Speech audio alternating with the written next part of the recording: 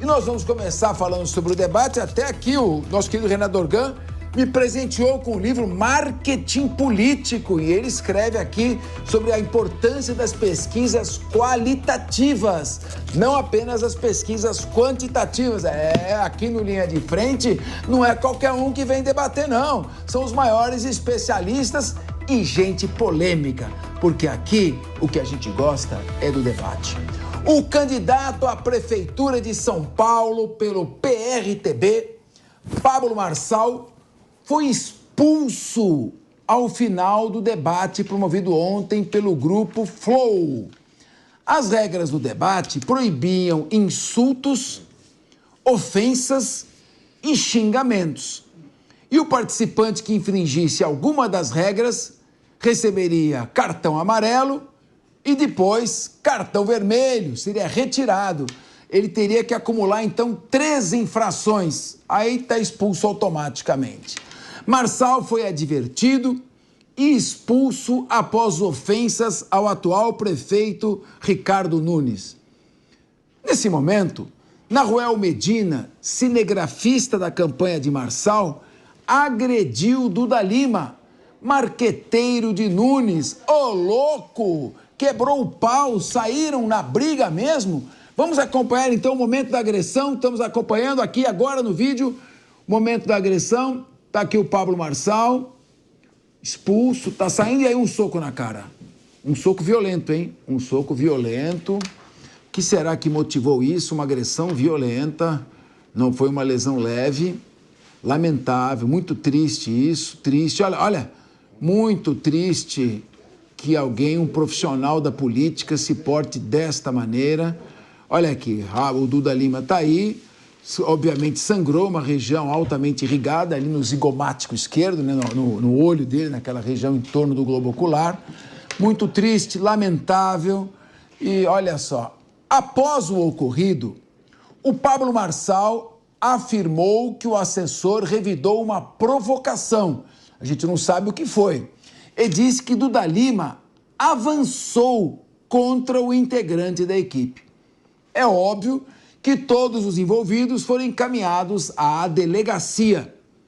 Na saída do 16º DP, o prefeito Ricardo Nunes classificou a agressão como covarde. Renato Dorgan, você é um cientista político, autor de obras. Eu estou aqui com o seu livro Marketing Político. Já estava lendo o capítulo da importância das pesquisas qualitativas. Eu não sei o que está acontecendo. O nível não está descendo, o nível está despencando. A cada ano, a política vai descendo um degrau atrás do outro. E o que acontece é que numa eleição para prefeito da cidade de São Paulo, eu até agora não consegui ouvir ninguém. O que o candidato ou esses candidatos estão propondo, qualquer deles? Eu queria que você desse a sua manifestação aqui, a sua opinião técnica, científica. O que leva a isso? Um soco na cara um do outro. Renato Dorgan. Boa tarde a todos. Fernando Capês. Obrigado. Esse livro do Marketing Político é um livro idealizado pelo CAMP, Clube do Marketing Político, e eu escrevi um dos capítulos dele com muita honra ali. Aliás, o Duda Lima, que levou o soco, escreve um dos capítulos. O capítulo antes do meu, o Duda Lima escreveu um dos capítulos. A vítima da agressão. A vítima da agressão. Escreve também nesse livro. Um grande marqueteiro, um publicitário reconhecido, tem contas, tem uma agência aqui em Mogi das Cruzes, tem contas em várias cidades aqui da Grande São Paulo, um grande cara ali, que eu já tive a oportunidade, inclusive, de fazer pesquisas junto com ele ali. Gente, é muito triste o que está acontecendo em São Paulo. A política de São Paulo não merece, uma cidade que já teve Prestes Maia. Renato, esse é o agressor que aparece agora, só para estar na imagem? Claro. Só pela esse daqui, depois ele aparece andando ali. Por favor. Uma covardia, né? Prossiga somente. Ele está saindo por lá, ele mesmo. Muito bem, prossiga, por favor. Uma aula de pugilismo ali, né? Uma covardia. Independente do que for, não tem nenhum sentido um cara desferir um golpe desse no meio de um debate a prefeito da maior cidade da América Latina. A gente está despencando ali o nível, a espetacularização da política chegou em níveis catastróficos. Esse negócio de rede social, de interação, de likes, chegou a níveis preocupantes. Se isso for algo provocado por querer, é pior ainda. Você sabe que a sociedade tem os seus limites, né? Por mais espetacularizado que seja a discussão hoje em dia, a sociedade também não aguenta tanta coisa assim, não. Existe um esgotamento ali de grande parte da sociedade com esses espetáculos e o que você falou. Cadê as propostas, né? Você vai num debate, você quer ver proposta ali sobre segurança, saúde, educação, transporte, conservação da cidade, o que for ali, impostos. É deprimente para São Paulo, essa pilha ali colocada pelo candidato Pablo Marçal, com certeza. Desde lá de trás, você viu que o Datena estava quietinho ali do lado, sentadinho ali, assistindo tudo aquilo. Na outra semana já foi aquele conflito com o Datena. No debate anterior foi um conflito Nunes e Marçal. E agora essa cena deprimente ali do assessor do Pablo Marçal, esse Medina ali, que devia ser... No futebol seria suspenso ali, mas ele tem que responder criminalmente de uma maneira real ali, né? Todos envolvidos, inclusive o próprio Datena, tem que responder criminalmente. Ana Beatriz Rich, você é advogada. Eu, durante quase 40 anos, participei de debates. Debates no Tribunal do Júri, debates em audiência, debates exacerbados. Fui deputado estadual, presidi a Assembleia Legislativa, aguentei... engolir sapo que não acaba mais. Ou a pessoa tem preparo psicológico para desempenhar qualquer função ou para se colocar à disposição do público para uma função, ou ele não se apresenta para isso. Porque se alguém não consegue ouvir uma contrariedade, se manter equilibrado e responder, e parte para agressão física, eu pergunto, numa cidade violenta como São Paulo, e a violência não está mais na periferia, está em todo lugar. Um delegado de polícia ao lado da sua esposa foi assassinado por causa de uma correntinha de ouro. Então, nós estamos vivendo num mundo selvagem. E esse tipo de postura, quando eles deveriam transmitir tranquilidade, calma, só colabora para piorar e baixar cada vez mais o nível. O que você achou dessa baixaria, não do debate de ontem só, não, da baixaria dessa campanha, desses candidatos que estão se apresentando? Capês, boa tarde aos meus colegas aqui da mesa, boa tarde à nossa audiência. Eu acho que a palavra baixaria explica muito bem o que está acontecendo na nossa cidade com esse processo eleitoral. Já faz algumas semanas que eu venho batendo na tecla de que isso já tinha ultrapassado todos os limites, que nós queremos propostas, nós queremos escutar propostas, especialmente quando a gente fala de eleição municipal. A seara do governo que deveria ter menos influência de polarização e de ideologia, porque é onde a gente trata dos problemas cotidianos da vida. Então, como é que eu vou chegar no meu trabalho, os buracos que tem pelo caminho, a assistência de saúde ou a escola dos meus filhos. É aqui, na seara municipal, que a gente vive. Então, deveria ser o local onde os candidatos tivessem a oportunidade de apresentar propostas com efetiva melhoria da nossa cidade. O que nós temos visto é uma barbárie. Assim, se isso é o retrato da sociedade, para que eu quero descer. Porque nós não estamos conseguindo fugir desse espetáculo midiático de horror para discutir a cidade, que deveria ser o foco de um debate eleitoral. Então, assim, ontem nós vimos uma pessoa agredida, nós vimos uma pessoa se machucar gravemente. Na semana anterior, uma cadeirada de um candidato no outro. Então, assim, ou a gente reflete sobre tudo isso, avalia tanto a realização desses debates, da forma como estão sendo realizados e a campanha eleitoral como um todo, ou isso vai continuar numa escalada de violência da qual a gente sempre fala aqui na Jovem Pan, a gente sempre pede que os candidatos tratem da segurança pública. Como eles vão tratar da segurança pública de uma cidade se eles não conseguem manter o controle nem dentro de uma sala de debates? E aí tem toda uma discussão a respeito da responsabilidade que o candidato tem sobre esse tipo de conduta de uma pessoa do seu staff, da sua equipe, que eu acho que a gente poderia ficar aqui horas tratando desse assunto, mas que é algo que a gente também precisa avaliar. Porque nós estamos falando de um prefeito, de uma pessoa que vai liderar uma cidade e, consequentemente, uma série de pessoas, uma série de equipes. Será que a gente quer ver na liderança alguém que consegue controlar os seus próprios funcionários, sua própria assessoria, sua própria equipe?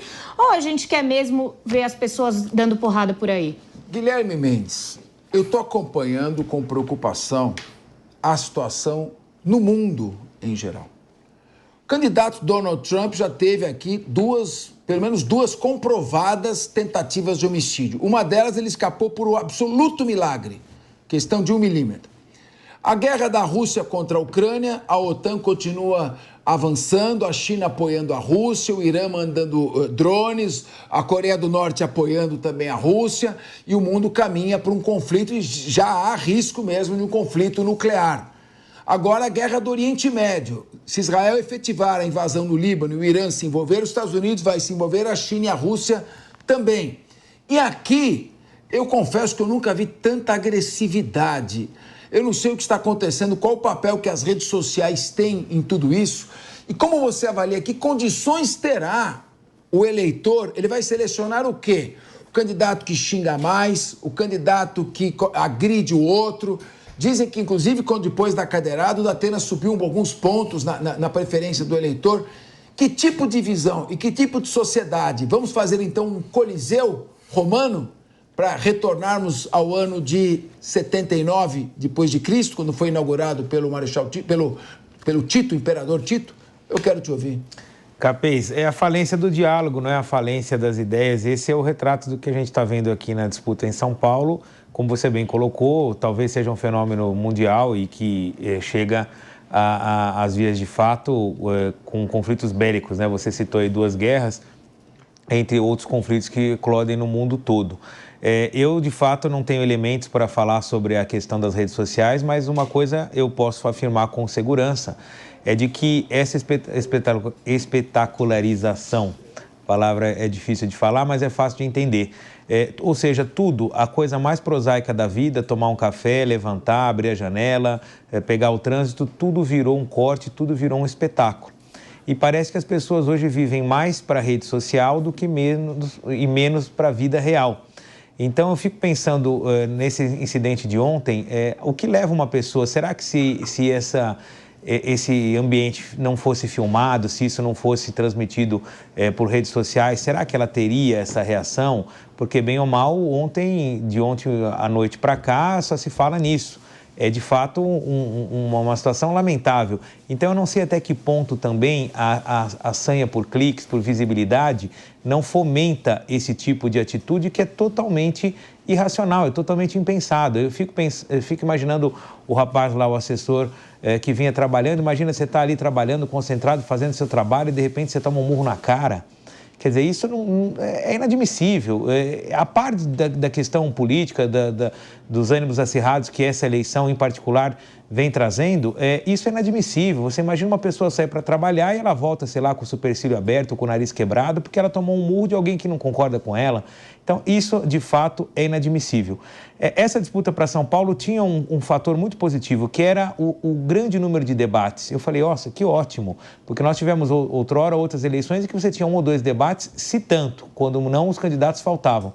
Essa não, você tem uma profusão de debates, de sabatinas, seria... O contrário do que está acontecendo seria a prevalência da troca de ideias, da discussão, do embate de ideias. E o que a gente tem visto é o contrário. Toda vez que tem um debate, a expectativa é de que qual vai ser a aberração que vai acontecer. Vai ser cadeirada, vai ser soco, vai ser xingamento. Quer dizer, virou um ringue, praticamente tudo menos um debate político. Virou uma arena de MMA, né?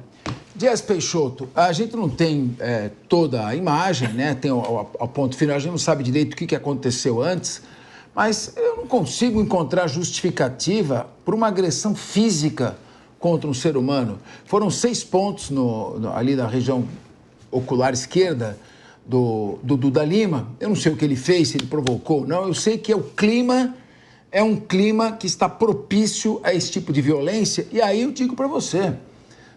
se pessoas violentas que torcem para um ou para outro candidato estão assistindo isso, qual o risco dessa violência sair aí das telas do debate e ganhar as ruas? Porque eu me lembro, Jess, quando eu trabalhei com o 2º Batalhão de Choque, fechando torcidas organizadas em futebol, havia uma grande recomendação aos jogadores. A briga física dentro do campo entre as equipes se transmitia como um péssimo exemplo para as torcidas.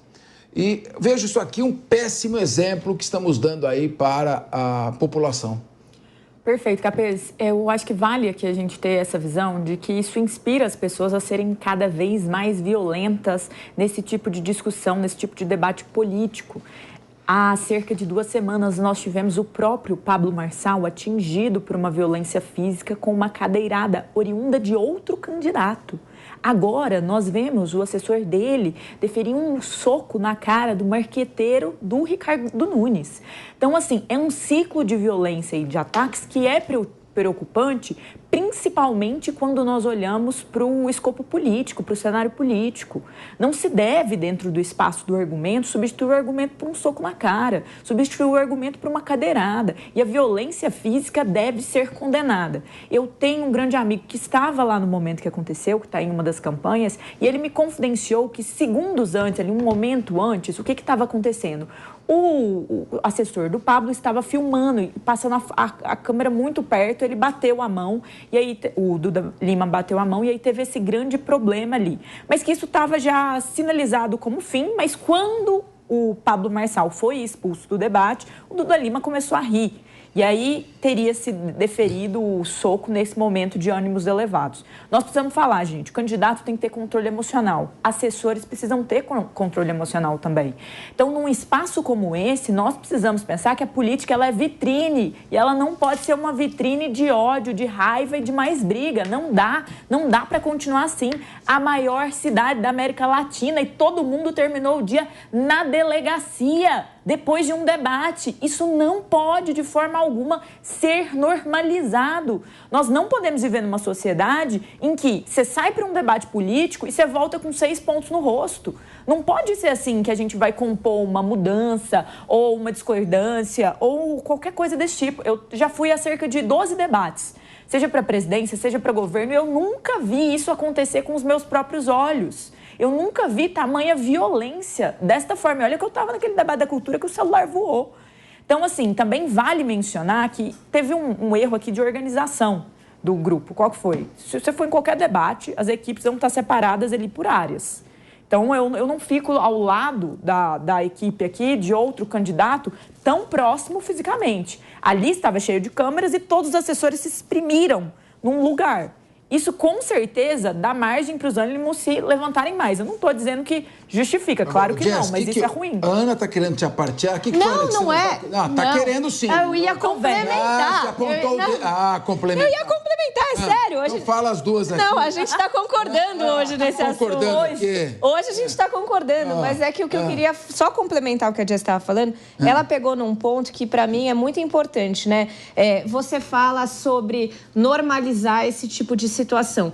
E aí a gente tem uma situação que é muito curiosa, que é a seguinte, né? O Datena, ele agrediu o Pablo Marçal com uma cadeirada e não só nada aconteceu com ele de imediato, como eles estavam novamente num novo debate sem que... Então, isso é um escárnio com a sociedade, porque passa uma imagem, ainda que inconsciente, de que tá tudo bem você dar uma cadeirada no outro, porque no dia seguinte você vai se comportar. E não deveria ser assim.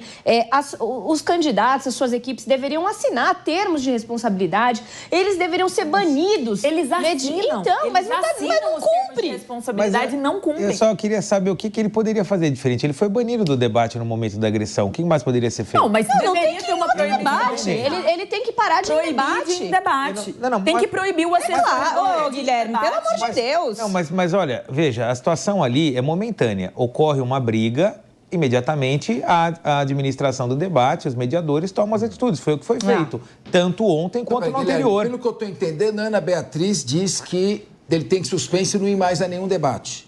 Claro. Então, Ana Beatriz concorda com a censura prévia. Vamos ver aqui.